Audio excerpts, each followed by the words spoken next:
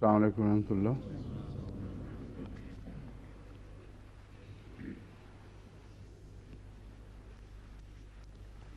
أعوذ بالله من الشيطان الرجيم بسم الله الرحمن الرحيم ولا يا أيها الذين آمنوا لا يحل لكم أن ترثوا النساء كرها ولا تعضلوهن لتذهبوا ببعض ما آتيتموهن إلا أن يأتين بفاحشة مبينة وعاشروهن بالمعروف فإن كرهتموهن فعسى أن تكرهوا شيئا ويجعل الله فيه خيرا كثيرا.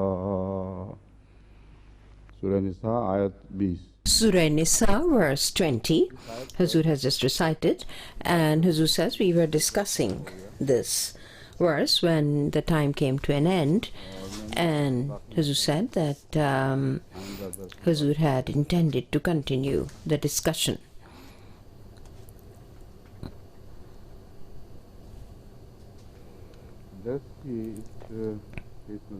On this subject, Hazur says, we had ended the previous discussion that in the Arab people there was some practice to stop that this verse had been revealed. So those scholars who concentrate on the occasion of revelation, Shan-e-Nuzul, they have mentioned these points, and one of those reports has been taken from a book which is called The Occasion of Revelation, and they have mentioned possibilities that why this verse had been revealed, and the scholar had worked very hard and collected these reports. But I want to make this statement, Huzur says, that sometimes to keep on looking for the occasion of revelation sometimes takes people into such areas of almost incredulous and ridiculous subjects, and they try to tie things and limit subjects, while the subject of the verses of the Holy Quran are limitless, and they are linked to affairs that can be there until doomsday. The occasion for revelation or the cause of revelation limits things. This is a good area of investigation through which some parts, some venues are enlightened, are opened that these incidents had occurred. But when you keep on focusing on it, you keep on giving it too much importance, then most people who first refer to the occasion of revelation and then they start reflecting on the subject, then their commentary is limited. Their mind is not opened to look at the other avenues contained in it. But then there are scholars who have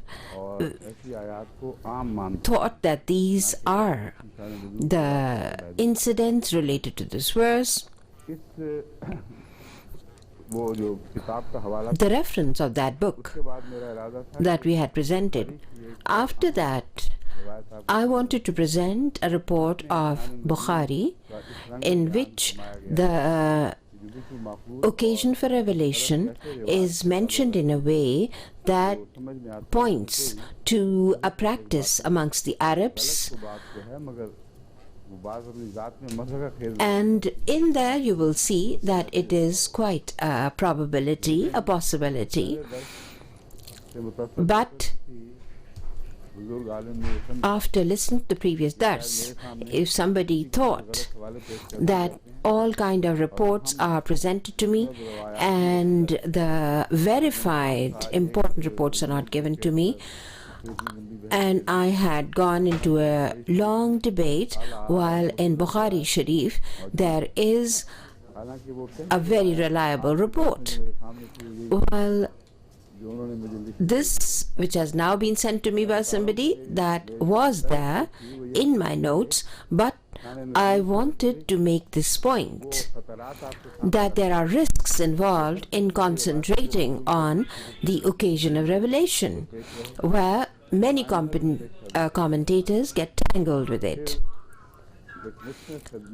And then from Bukhari Sharif, I would have presented to you a report where some occasion of revelation is mentioned, and that is quite a verified point. So I will present that to you now. In Bukhari, Kitab al-Tafsir, who's reading the Arabic report.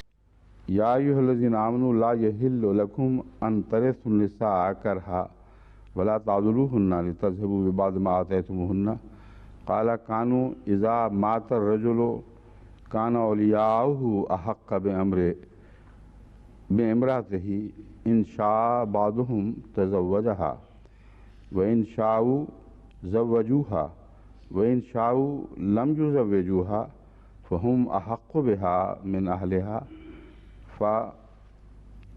فأزلت هذه الآية यहाँ ऐन गलती से शोशा नज़लत होना चाहिए नज़लत हाज़िल आयतो फ़ी ज़ालिक बुखारी किताब तफसीर बाब.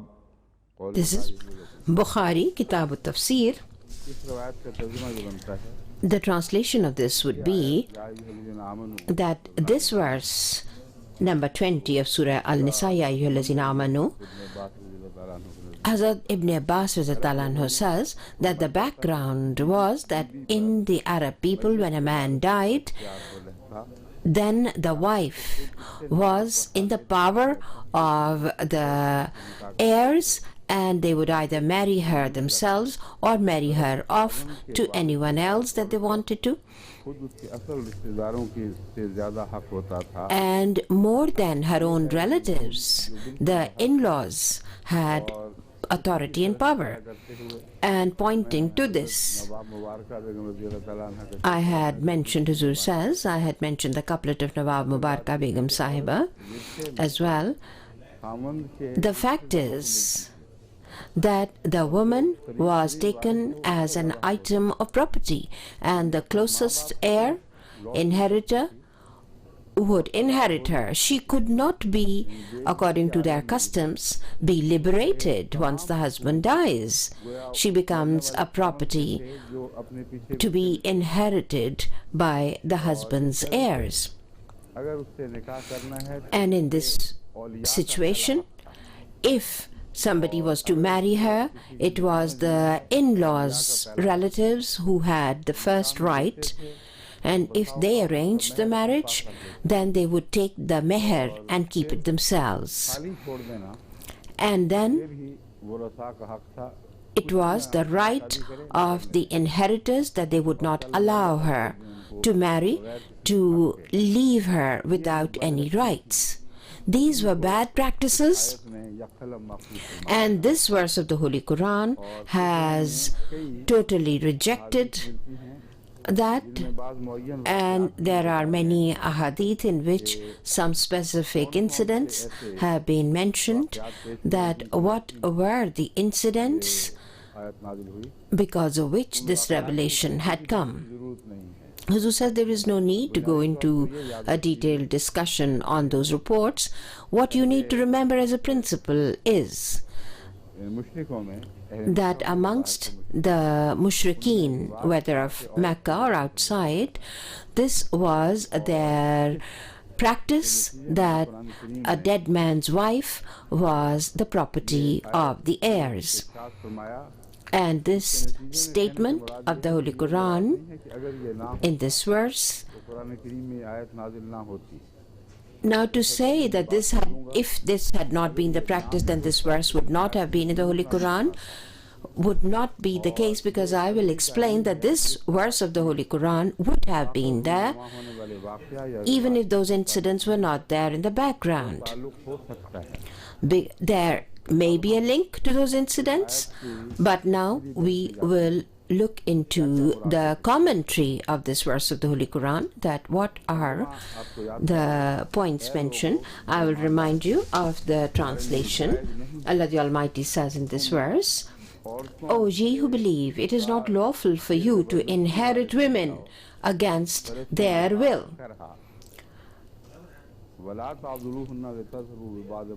And then Allah the Almighty says, nor should you detain them wrongfully, that you may take away part of that which you have given them or which you have promised them. All those gifts are then included in that after marriage, all the property or all the voluntarily given gifts, and also the haq meher you had promised, so whether you had given it or not, they would be as if you have given them, because she has right over that. All those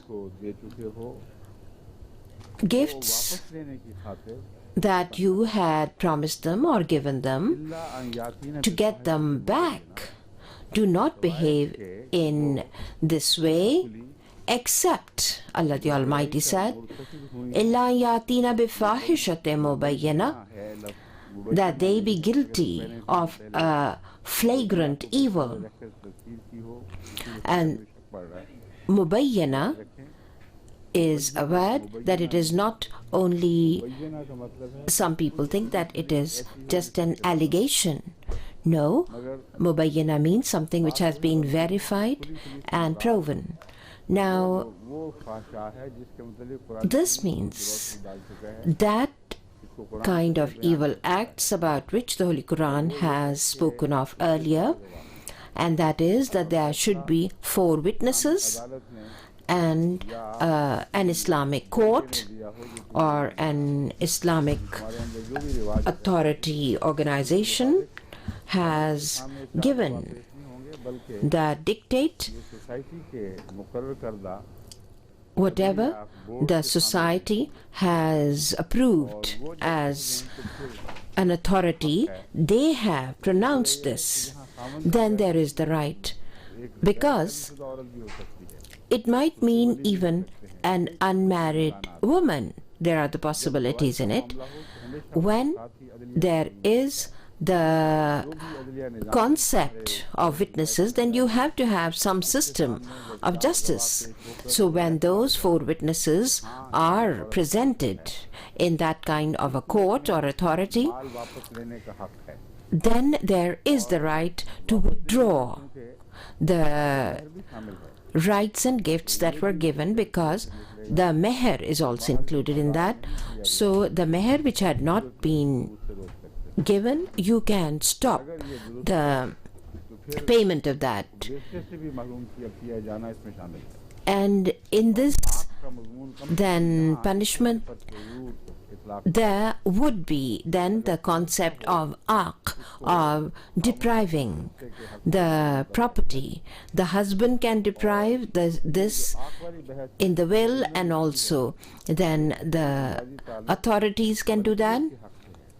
This is from the rights of ownership, and in the subject of ownership, the Holy Quran has linked it in such a way that it cannot be separated. And when you reflect on this, you understand that many of those factors of inheritance are so complex, because it needs more research and more understanding. In future, this is a principle to be understood, that a man who has full authority over his property, whether he increases it or decreases it or does whatever, he has the right. And what are the rules and regulations, and whose mastery is ascertained?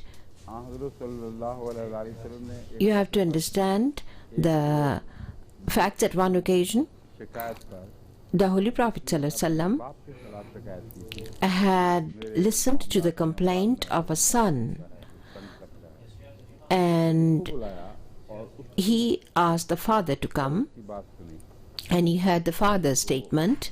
The Holy Prophet ﷺ was overcome with emotion because it was so painful an incident. He said that my story is that when he was a child, I looked after him, I taught him to speak, and now he can speak very well, and he injures me with the arrows of his speech. When he couldn't walk, I helped him every step of the way. I taught him to walk, and now he's walking, and he's walking against me. He's running, marching against me.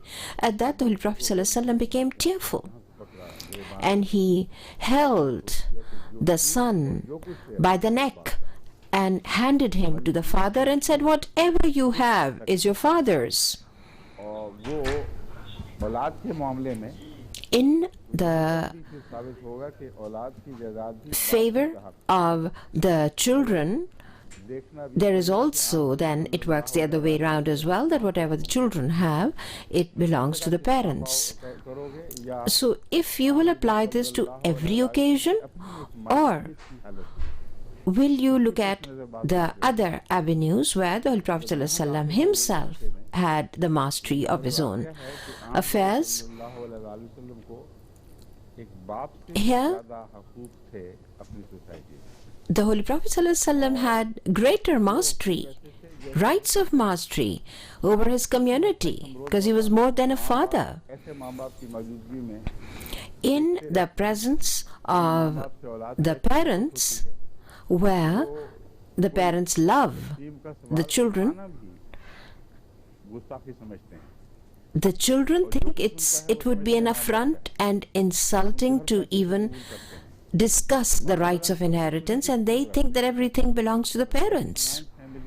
In such joint families, you will see that they still exist, where the parents have full right over all the income, even if the income that the children are producing. And in the life of the parents, the children never question that. The parents can spend it on any of the other children, whichever way they like. Now, these are things where you don't bring in the legal factors. You have to see that were there such kind of decisions in some occasions that the Holy Prophet ﷺ had taken. If he did, then there are many such ahadith which will be made quite clear.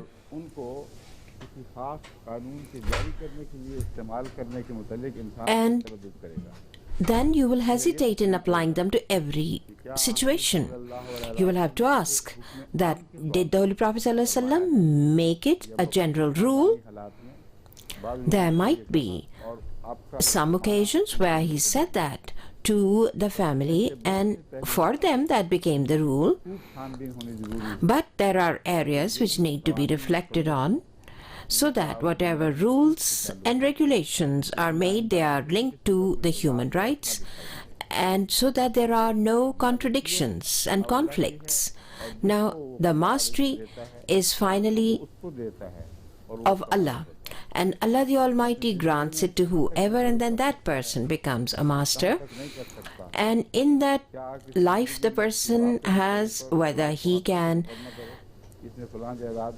continue to look after it or not, and whether it is right for the father to question that what the son has done to his income, or vice versa. Who says these things need investigation, that what is the ownership and mastership. Then the next question will come into focus, that what are the relationships and how this ownership is affected, and in one's life can one give more to one party and less to the other. This has established that if the father spends a lot on one child, then the other heirs, in their upbringing, he did not have that facility. He could not afford that. For example, he couldn't spend so much on their education.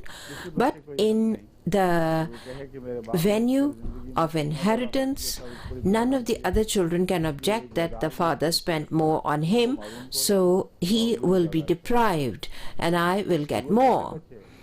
The smaller children who did not have the same facilities given to them, they were left young, while the older ones who were in the time when the father could spend a lot on them, if you give less to them, then the question would be that was the father not full master, and it was essential that he had to give equal to all the children. Now once he dies, then how will you resolve those issues? So these are not very easy issues, and you have to be very patient, and you have to look at all the areas where sometimes there are complexities. You have to try and resolve them, and then in the light of the directives of the Holy Quran, look at them clearly so that the Jamaat, our Jamaat, can formulate such principles so that where there are no contradictions and conflicts, and this would be the guiding light for all in the world to follow. And that is why Huzur says, I am going again and again into these areas. Now let's come back to this incident, that there is this incident where there was this practice and the Holy Quran finished this off. But is this the only thing that this verse is telling us, or are there other possibilities where there are subjects which apply to other things? Now who is addressed here? Is it only the husbands, or is it only the relatives, or is it the society, or is it a generalized directive that anyone who comes under this situation, it would apply to him? In this situation, I will now present to you those 5 points which have been mentioned by Imam Razi, that these were the 5 views of different scholars. He said there are 5 discussions. One is that man who does not like his wife and wants to divorce her.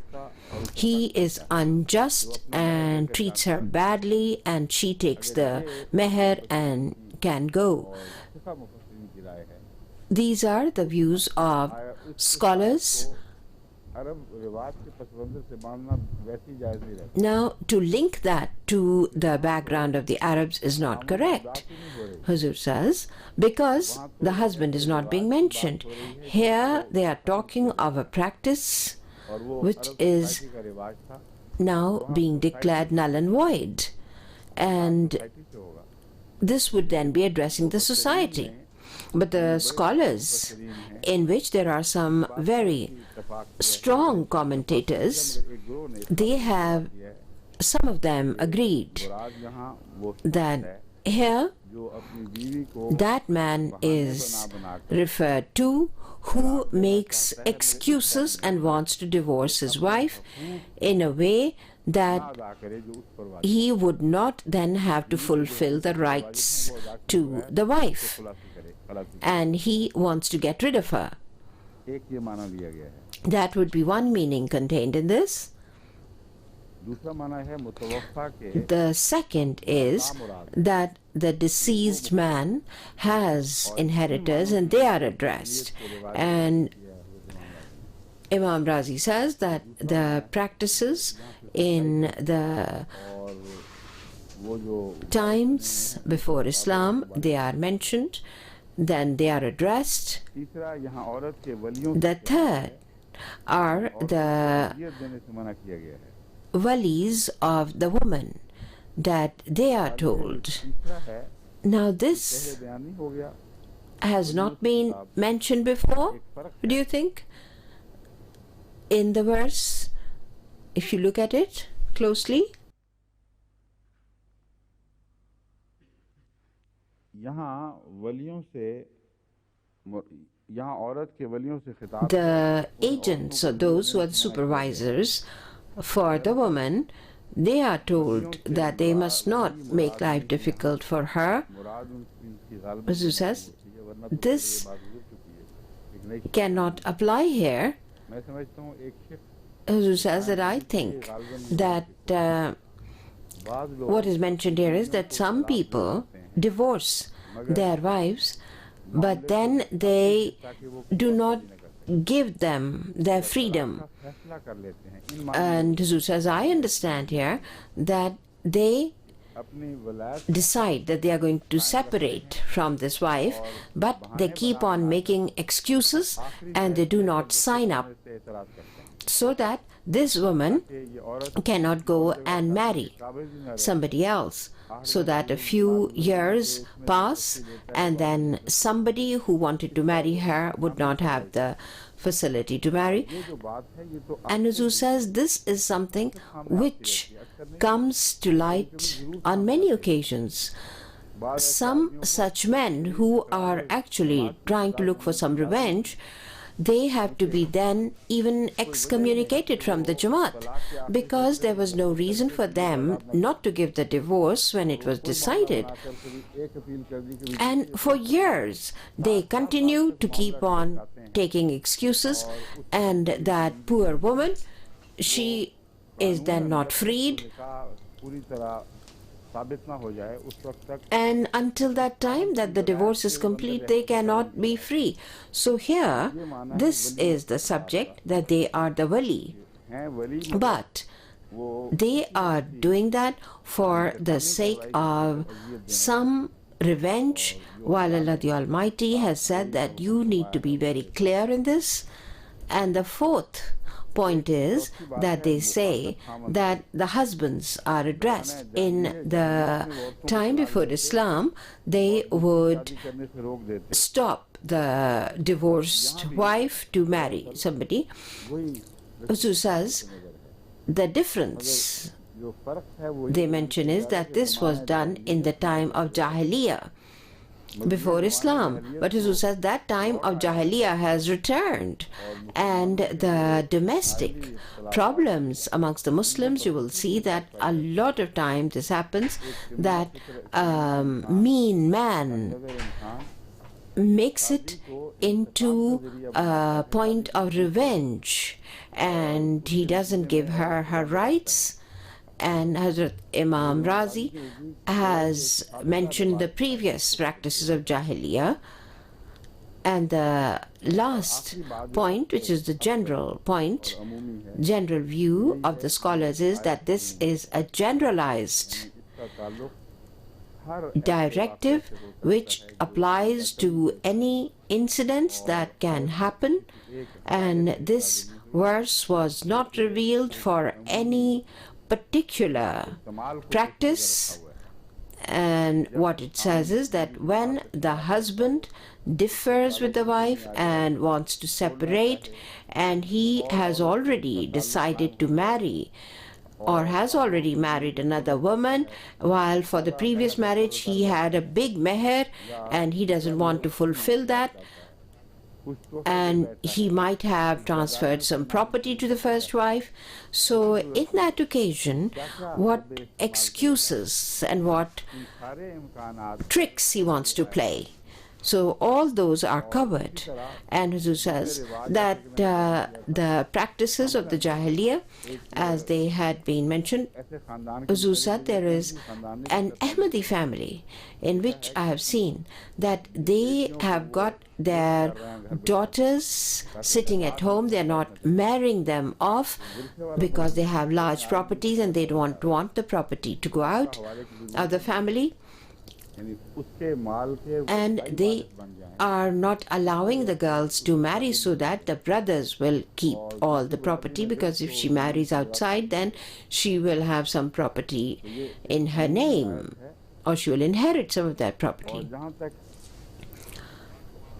So here, when Allah the Almighty has said about the fahishat mubayyana, that is also the area where some people, some mean people, when they cannot find any other excuse, they bring this allegation that she is immoral. And in some areas, some occasions, they have said that we found out even on the first night. If they had found out on the first night, why did they not bring it to authorities? Now they've had children, she has become old, and now they are saying that she was immoral and we found out on the first day. This kind of allegation is warned against. Sometimes women do that they make a claim of separation and they say that my husband is immoral. And sometimes I have to even excommunicate them because the Holy Quran does not allow this kind of immoral acts. And if you had thought that your husband is immoral, then the Holy Quran had given you the opportunity to do that by swearing in a court. Now you have lived with him for 20-25 years and now you are saying that he was immoral. This is not acceptable. As a matter of fact, it will be taken as a lie, because if the Holy Quran's directives are taken, then people who bring these kind of allegations, they would be liable for 80 stripes. And Allah the Almighty has made it very clear, Ashiruhunna bil ma'ruf, that why do you make these kind of statements? You have spent a life with them. Why do you want to stain their character now? This is not accepted. This is not expected of you, that you will do that for just a few pennies, a few bits of money. That if you have decided to separate, then don't do it in this way.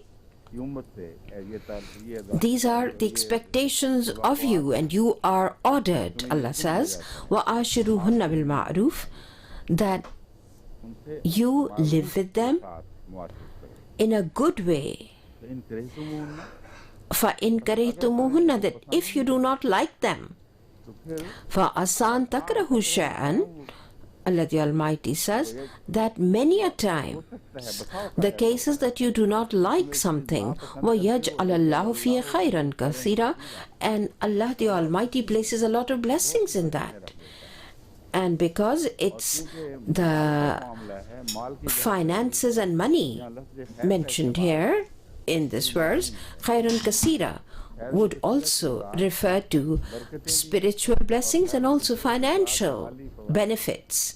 If you are greedy about money, Allah the Almighty says many a time, if you treat these women well, if you continue to do that, through them Allah the Almighty might grant you so many financial blessings as well. So these are the meanings, general meanings of this verse. And to tie it to incidents, it might be for your own knowledge, but you must not do that. in a way that it becomes restrictive. Berry has mentioned something. He says, unless they have been guilty or of shameless conduct, and then he says, this passage carefully bars the rights of her husband to punish his wife or whatever he thinks is unhealthy in her. This is wrong. This Orientalist, Mr. Berry has spoken of this. This is a great verse to protect the rights of women.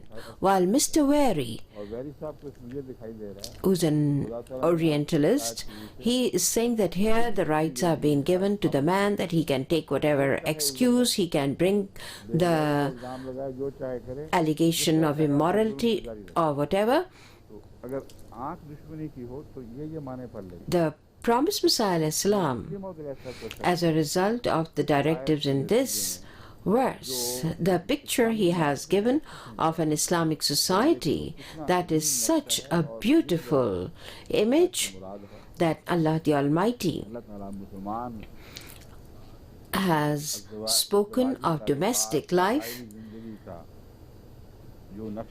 which Allah the Almighty has given, the concept that Allah the Almighty wants to instill in Islamic society. This verse sheds light on it. The Promised Messiah says that the relationship with women and children and in their domestic life, people have deviated from the guided path. In the Holy Quran, it says, Ashiruhunna bil ma'ruf, consort with them in kindness, while people work against that. And there are people, one group, which have made women in such a way that there is no element of faith in them. And this is a very fine point which the Prophet ﷺ has spoken of, that in the light of this verse, some women, they behave immorally, and in that, the Prophet ﷺ says, this is the crime of the men. This is the fault of the men, that they give so much freedom to the women that they will go anywhere, they will come whenever at night they want to. They do not listen, they do not see. And when you allow such freedom, then these are women where there is no limitation on them, no religious binding on them, and nobody asks them a thing. That is one group. And then the other group is such, contrary to this, who are so strict, they are so harsh, so binding to the women, keep them almost like in chains, like animals, while the Holy Quran has given us a religion which is the middle course. So the Prophet ﷺ says that on one side, you do not get the women to follow any directives of the faith. If you allow them this kind of freedom, then you're responsible. And then on the other side, to tie them with chains, the chains that are in the foot of a pet, where the reins are long. While Huzur says sometimes you see that the dogs have those kind of restraints where they are long, although it is a chain, but they can run around quite freely. So those women who are given too much liberty like that, then the husbands become a slave, and the husband hasn't got any right over the children as well, and the father can see what is happening, But sometimes it is the opposite of that, and the father is giving so much freedom. He has these liberal views, and the mother is good and pious, but because the freedoms are the easier path, so even if one of the parents gives this free rope, then it is easier for the children to take that, and out of both the parents, if one of them has that maturity and desires that the children have good standards for which they will work hard, then this would have the same concept as rising up or climbing up the mountain. So in that case, there are those who have that kind of, those men who have the liberal attitudes, but their wives have good moral standards and they want the children to adopt those. But then the Prophet ﷺ says that some people are so harsh and they treat their wives like animals or even worse than animals, and make them into slaves, and they beat them in such a way as if they are not even alive. In Punjab, they say that a woman is like your shoes, and if you don't like them, then just change them, swap them something different. But the interpretation of dreams where the shoe is taken as the wife, that probably that interpretation must have come from Punjab. But Hazur says sometimes that shoe is clutching on to somebody's foot in such a way that they cannot even tread freely. And this is against the Islamic directives. The Holy Prophet ﷺ is an excellent exemplar, says the Prophet ﷺ, and look at his life, how well he treated women in his family. And the Prophet ﷺ says, I feel that a man is a coward who stands up to a woman to fight her. So there were those complaints about some women that they have big mouth and abusive to the husband. At that, the Promised Messiah ﷺ said that if they be treated in a way that would be reformative for them. So some people have taken those directives, those expressions out of context, while the Prophet ﷺ has said that it is not proper for the wife that she be abusive and a big mouth in front of her husband. This would be, if it is allowed, this would be against the directives of Islam. Some words of the promised Messiah ﷺ, they were given for rude women, and some people have taken that out of the context. Hazur says that sometimes some people had mentioned those, and I have said to people that you publish those expressions of the promised Messiah ﷺ while they were for specific incidents. Unless you present the whole thing, you will not understand what the Prophet ﷺ had said. that what was the stance of the Promised Messiah Islam in this regards. The Promised Messiah Islam says, in my estimation, a man would be a coward and unmanly to stand to fight with a woman. So why did he say this? What he means is that women fight other women.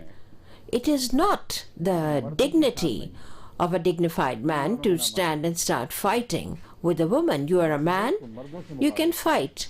Men, to stand in front of women trying to overwhelm them and frighten them shows you are a coward.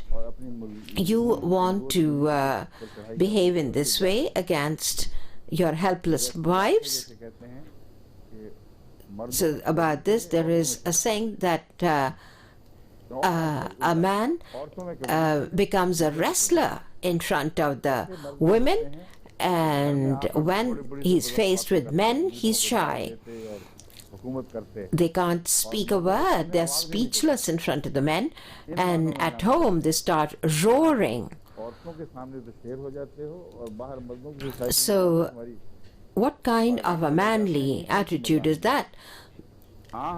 Study the sacred life of the Holy Prophet ﷺ, and then you will see that how the Holy Prophet ﷺ, although he was such a strong man, but if he came across an old woman, he would stand there and listen to her until she relieved him of that presence.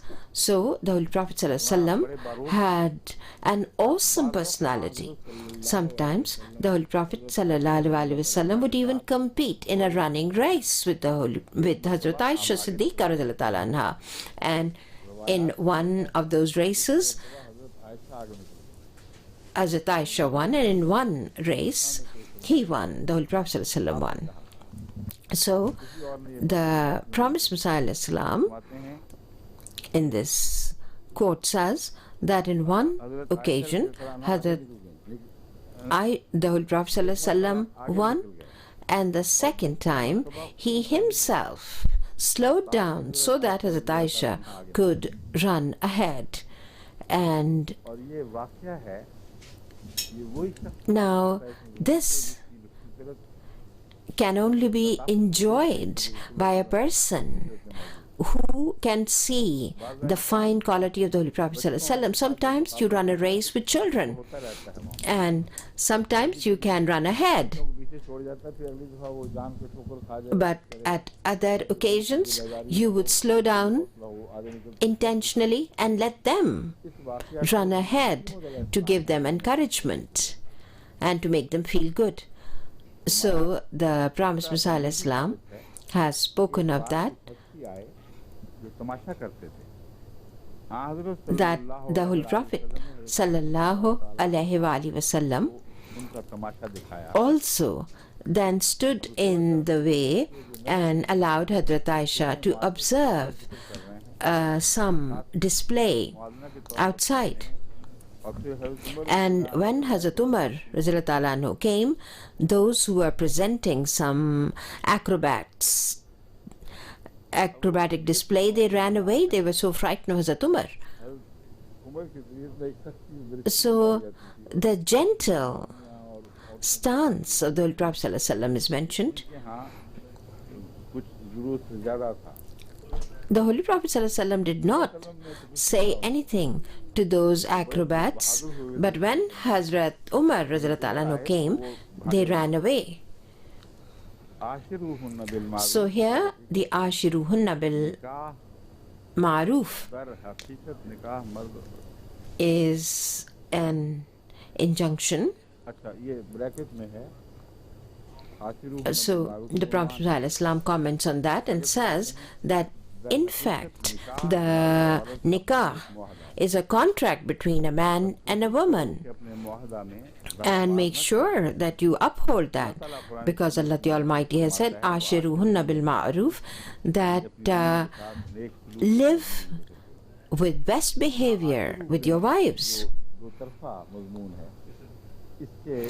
And the Prophet ﷺ has kept this in view and mentioned that this is a contract between a man and a woman,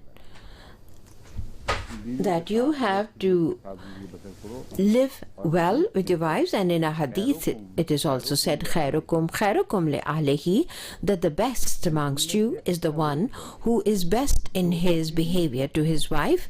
So be good to your wives spiritually and physically, pray for them, and do not think of divorce, because a man who hastens in divorce is abhorrent in the sight of God. So do not break it like a bad pot. So the Prophet ﷺ has explained this, that for small things you make, for small benefits you bring allegations against them, and you have accepted that you will give some rights to those women and you want to take them back. Allah Ta'ala does not expect that of you as a believer. This is what the Prophet ﷺ has explained, and then he says, this is from Tofa Golarvia, page 15, and Arba'in, page 38. These are the footnotes. And here the Prophet ﷺ says that the Holy Quran has directed that out of goodness, if a man gives even a mountain of gold, then if a divorce occurs, then you must not take that back. You can see what honor and regard is given to the women. Now this subject is related to the next verse of the Holy Quran.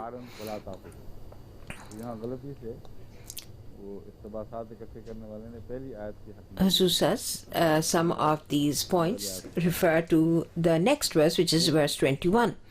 But the Prophet ﷺ has given the commentary of 2 or 3 verses together, and the next verse is also then given comment on. The Prophet ﷺ says that this is the directive to the men, وَآشِرُهُنَّ بِالْمَعْرُوفِ, that treat your women in such a way that any wise person who finds out about it would see that you are behaving in a very good way.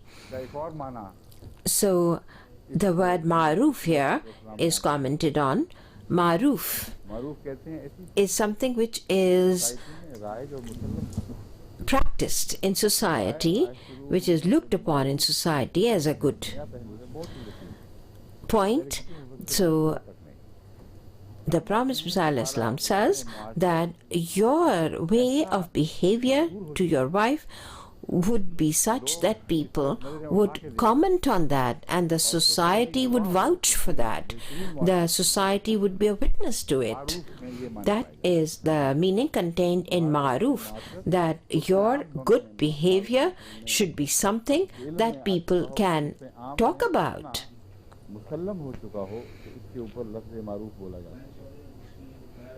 But then there are all kinds of people in society.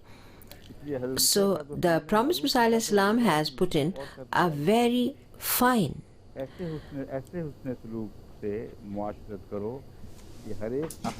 point here. He has added that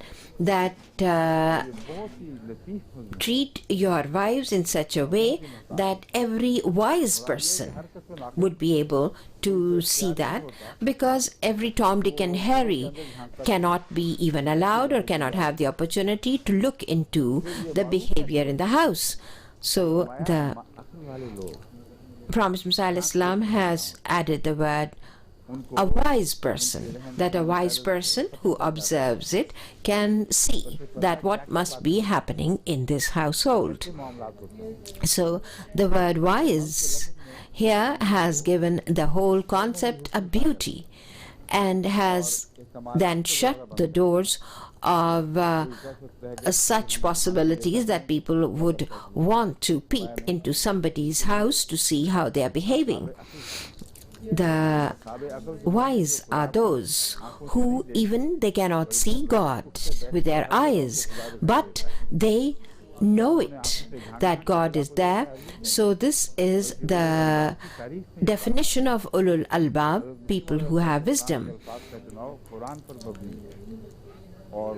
The promised Messiah salam has given such beautiful commentary that any ordinary person cannot even think of that.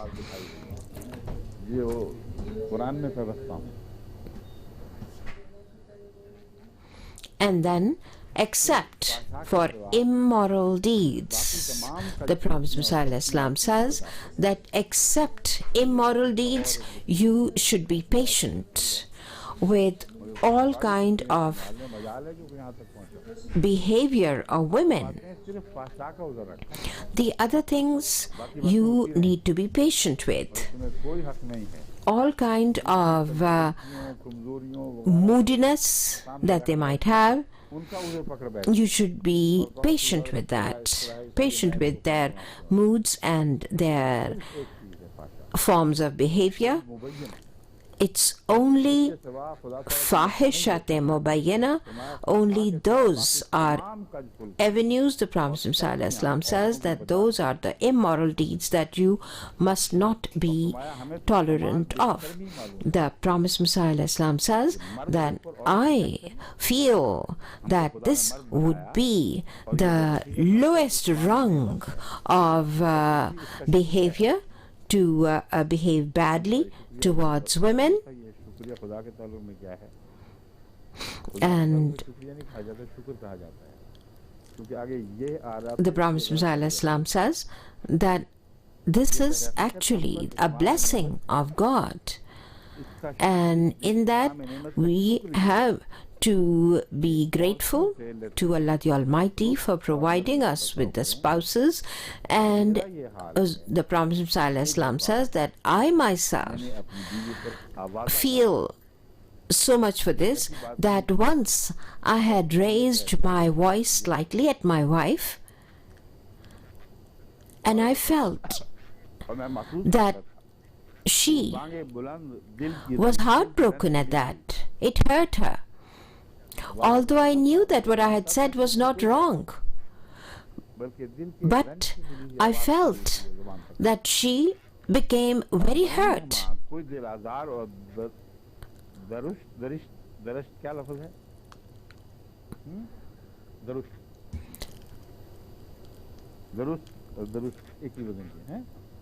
The Prophet ﷺ said, I did not even utter any harsh word, and what I was saying, I was in the right as well. But in spite of that, as I raised my voice, she looked very hurt. The Prophet ﷺ has assessed that I had not said anything hurtful. I did not use any hurtful word, but she became hurt. And then I felt grieved that I had done that.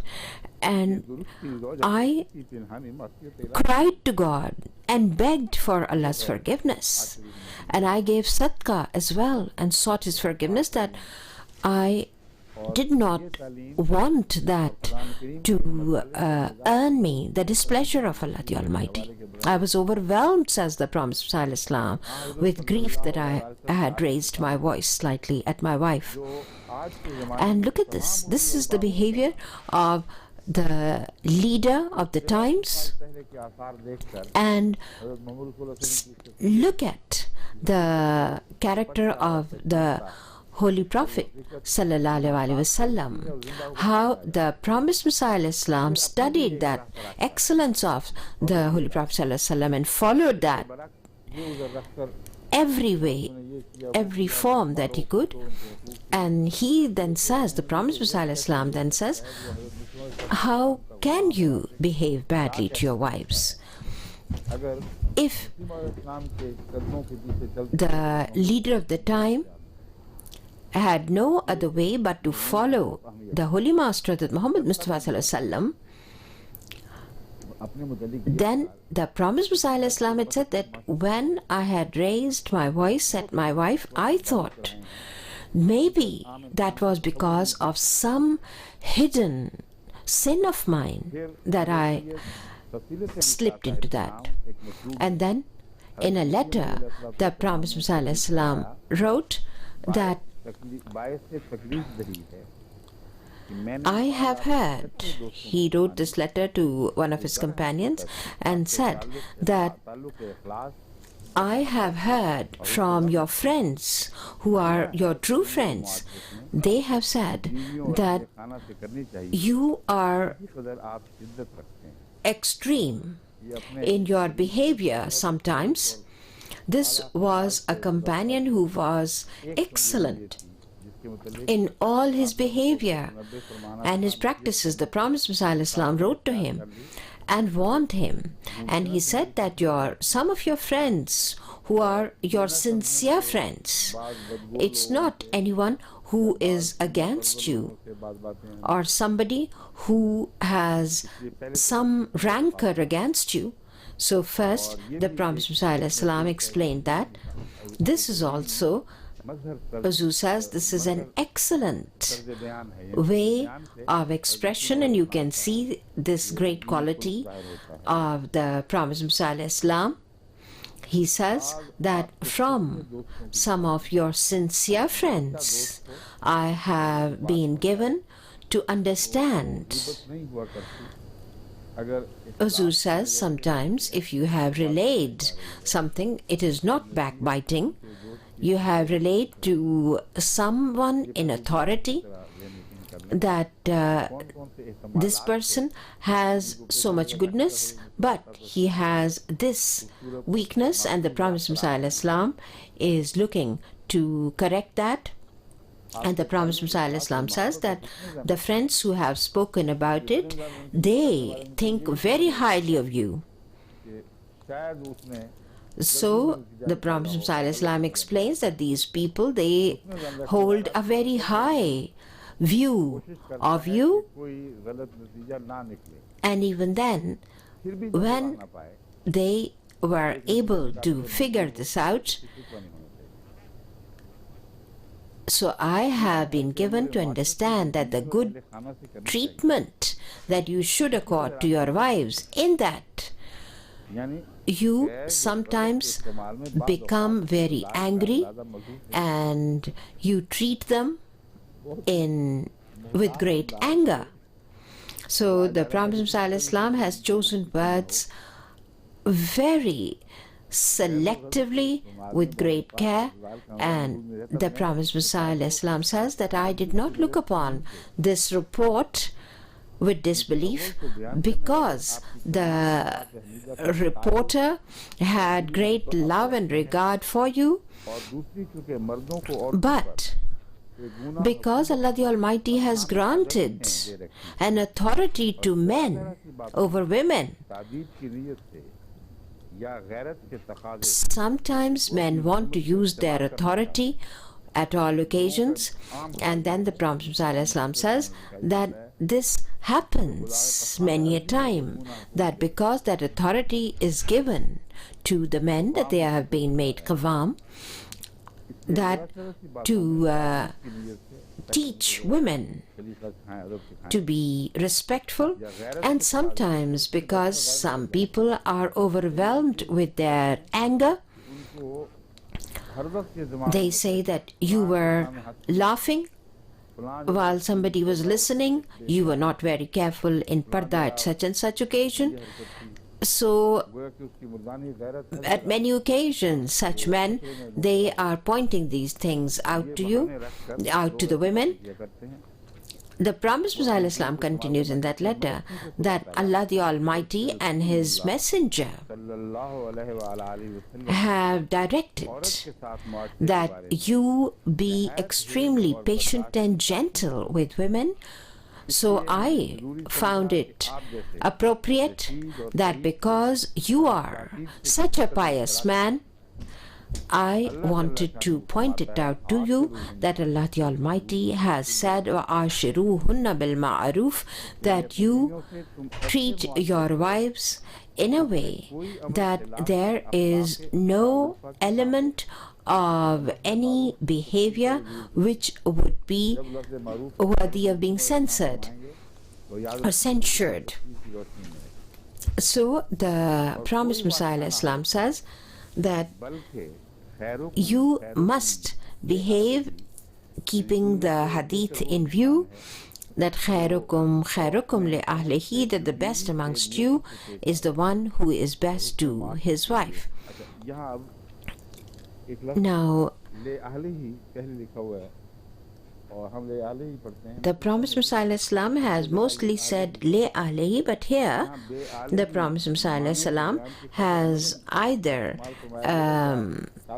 said be ahlihi, that with your wife and children, either it's error by which it's been printed here as be ahlihi, but the Promised Messiah Islam has explained that the best man is the one who treats his family the best. The Promised Messiah Islam says that I cannot even express all of it in this letter. My dear one, a wife is weak and she has been handed to you. Some people might think, who knows what times they were, but Huzur says that this is a fact, that a wife comes to your house excuse me, either by your misdeeds, your strict behavior, or by giving her too much liberty, you spoil her. So the Promised Messiah Islam has said that this is a helpless girl who comes to your house, and Allah the Almighty is watching how you treat her, how you will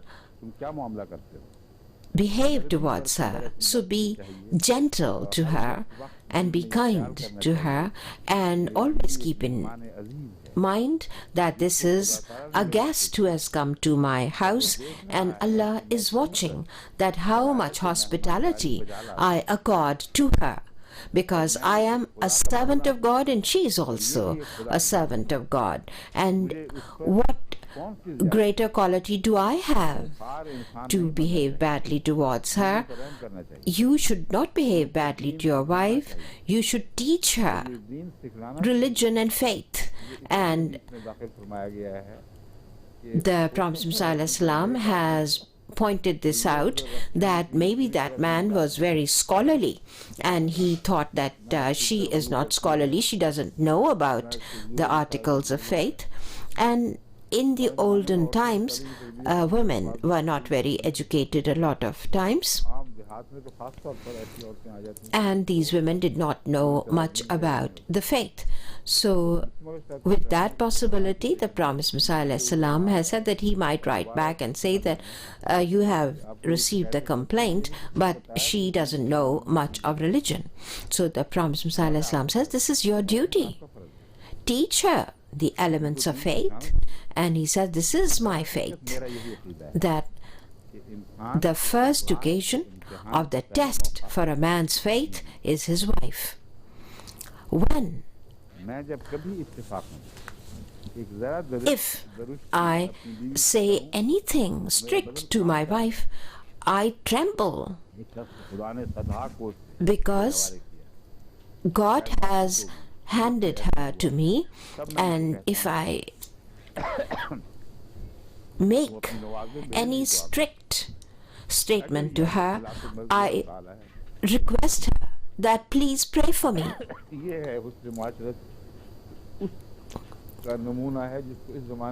Now this is the Imam of the age under the Holy Prophet ﷺ. Look at his behavior.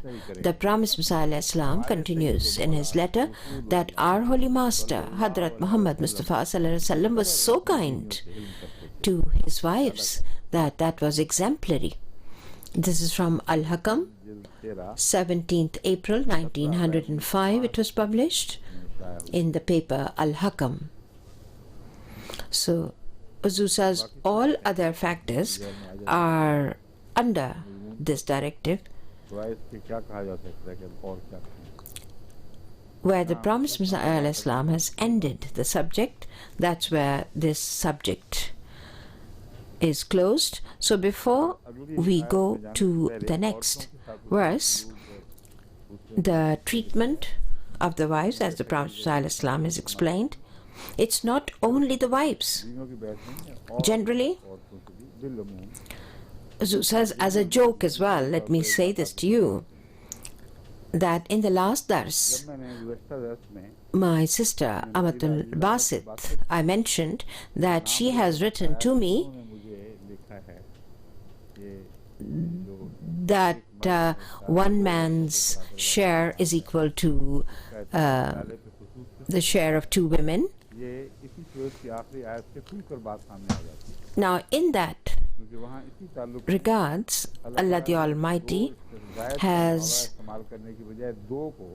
said 2/3, and when the Holy Quran has made it clear, then nobody else can meddle with that. And in that I also mentioned, Huzur says, that a girl had asked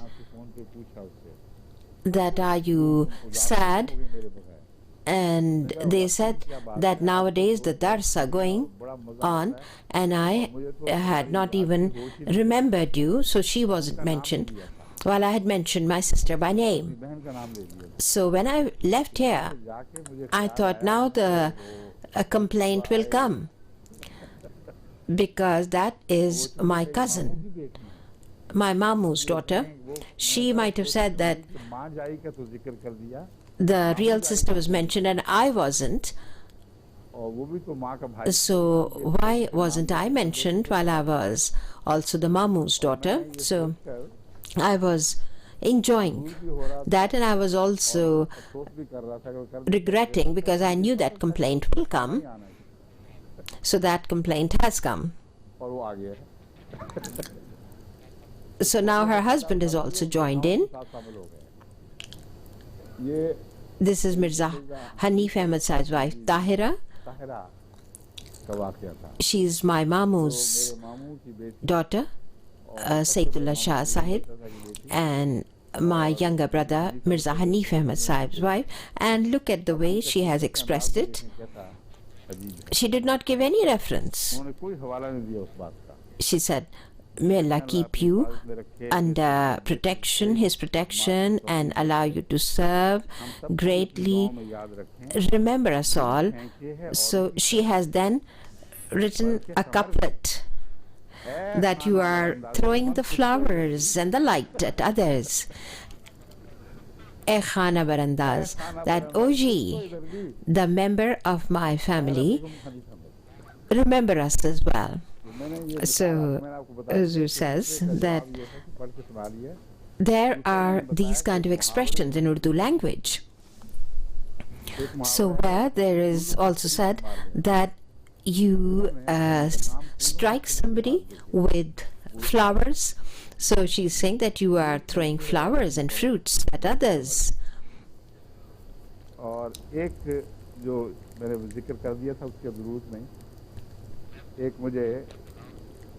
And a scholar had sent it to the private secretary that you had presented a weak report while a stronger report was not mentioned. So I had mentioned that today, that I had first spoken of that weak report, so that first I will explain that to you, and then I will tell you that some reports are such that they will be self-explanatory.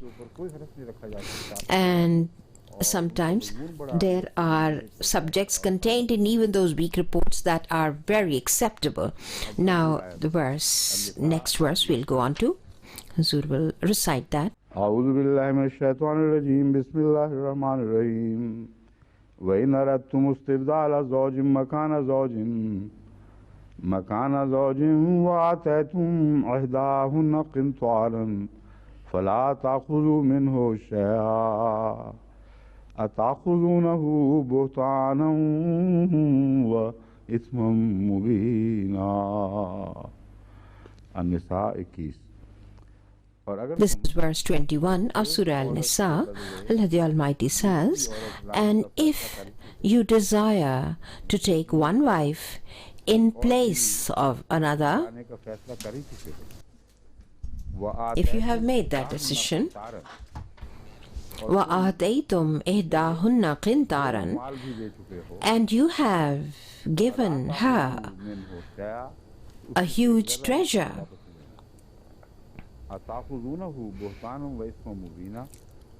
فَلَا تَأْخُذُوا مِنْهُ شَيْئًا, take not anything of that back from her.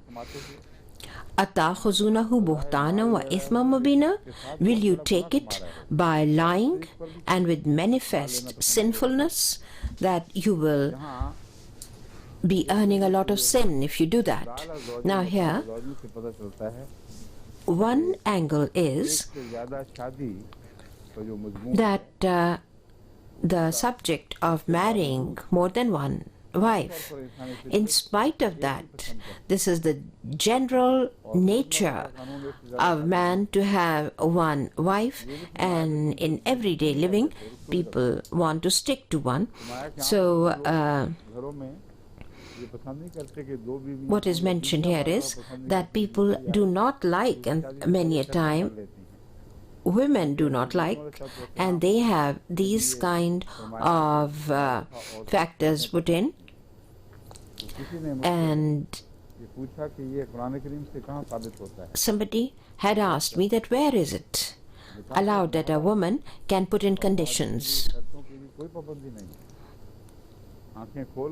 Well, the nikah is a contract, and you can have whatever conditions you want to, and that contract shows that it is up to you whether you want to accept it or not. And if you put in some conditions, then it would be that if you break the contract, then you would be considered that you have broken that condition. The Sharia has allowed 4 wives, and if your wife says that you will not marry another wife, if you break that promise to her, then you would be guilty of breaking that condition that your wife had put on you, but you will not be breaking the law of Sharia. But if you marry a 5th wife, then you would be breaking the law of Sharia. So for your contract, you can break that, and sometimes to get the rightful allowances you would have to break some previous engagement that you had made. Now what is istibdal here? In this verse, what is qintar?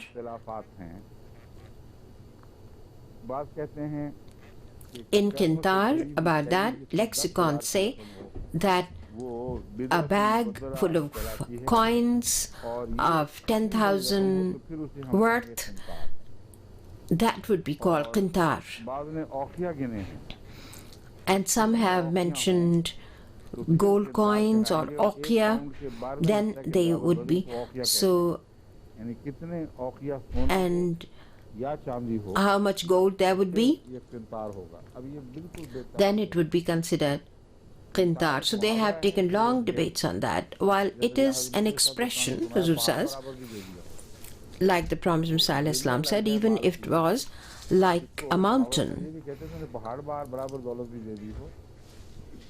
So that is a figure of speech that you do not have the right to take it back. As you said, there are different meanings. 1200 dinar, 1200 oqia, 70,000 dinar, 80,000 dinar, 100 pounds of gold or silver in the ox skin, however much gold or silver can be filled. Now, then how big the ox would have to be? Somebody would start questioning that. Is it like a bull in Spain with which they have the bullfighting, or an ox in Africa, or an ox in Pakistan which they slaughter, which has got nothing in it? So these are figures of speech. So no point in going into a debate over that. What it means is that even if it was a huge sum, so some jokes have emerged from this kind of a discussion of qintar.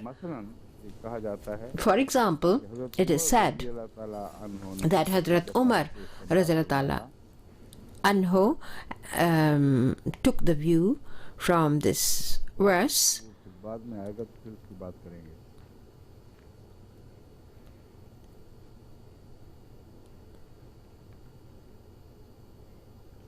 Zud is looking through his notes.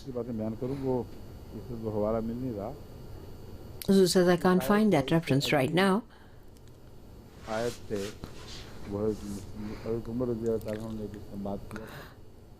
Either from this verse or the next, they have spoken of an inference by Hazrat Umar, and a woman challenged it.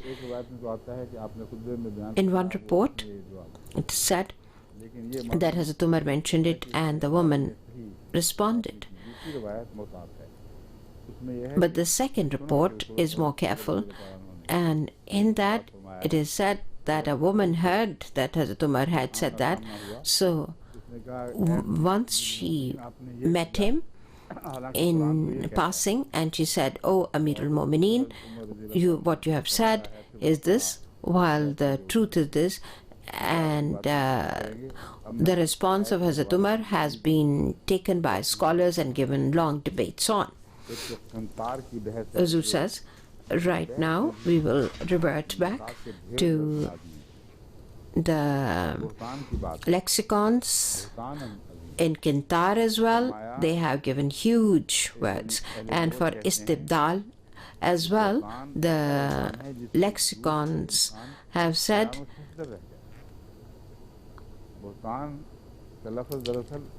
this is about buhtan. فَبُهِتَ الَّذِي كَفَرَ, about Hazrat Ibrahim. They said that the disbeliever was, the Pharaoh was totally stunned when Hazrat Ibrahim alayhi salam explained to him some point when he said that you can bring the sun from the opposite direction if you have power, and the disbeliever was totally astounded, stunned.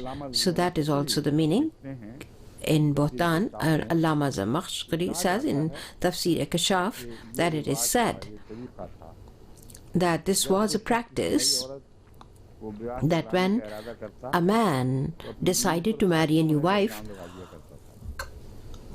he would bring the allegation of immorality on his first wife, so that the first wife would give back some of the gifts he had given to the first wife, and then the man can use that money for marrying a second wife. As you said, this is something which has even happened in this day and age, where people bring allegations about the first wife when they are decided to marry somebody else. As you said, the other points I've mentioned before, there's no new point in some of these commentaries in front of me about this verse.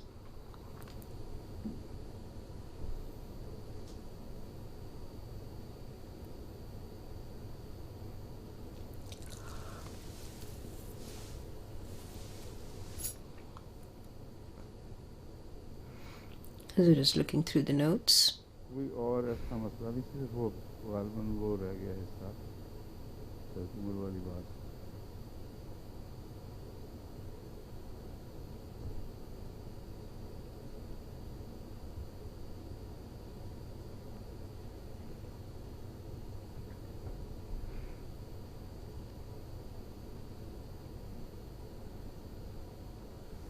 हाँ, महर की बहस जो है Hazur said then there is the commentary on meher, that in this sum,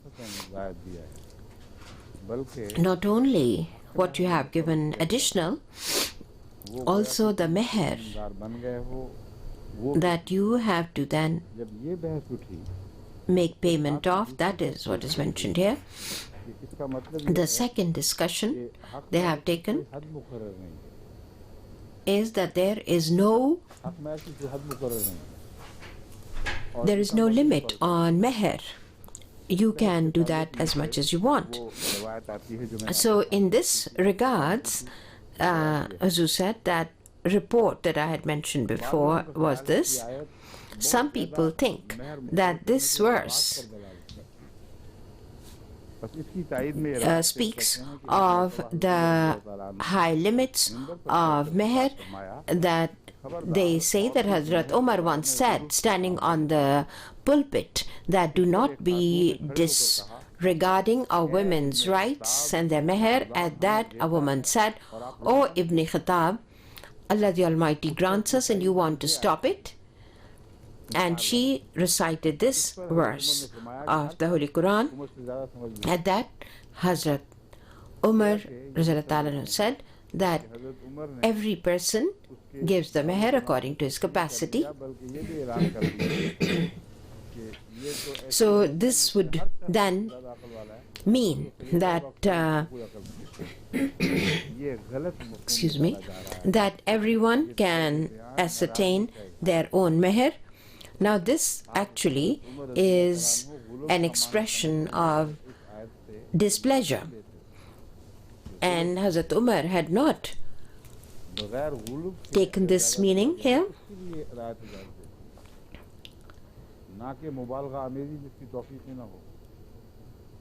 No exaggerated sums that a person cannot afford to be made as meher. Hazrat Umar had not accepted the objection of this woman. As a matter of fact, his displeasure was shown in this way, that okay, everyone knows best.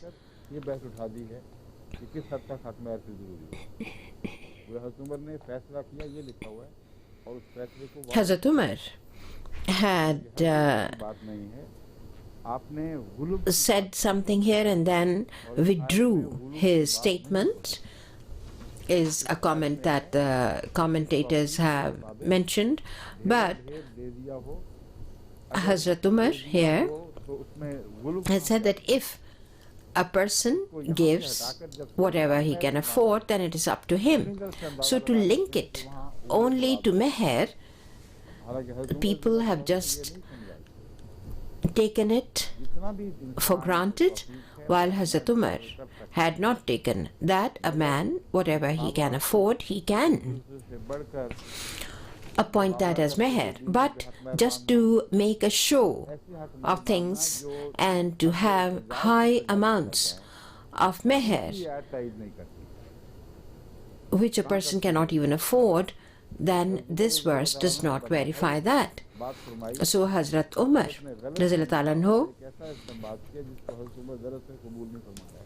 had actually rejected that. You think that you know very well? Allah the Almighty has not allowed exaggerated sums to be appointed. Hazur says, now the time has come to an end, so we will continue next time, inshallah.